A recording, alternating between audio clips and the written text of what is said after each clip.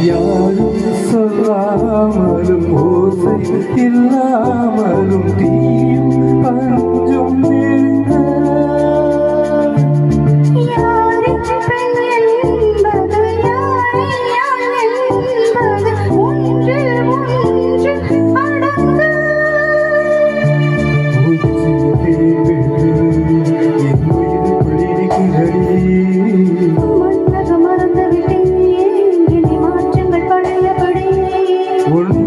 சுவாசிக்கிறேன்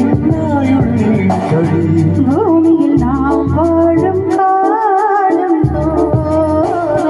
உண்மையில் ஜீவ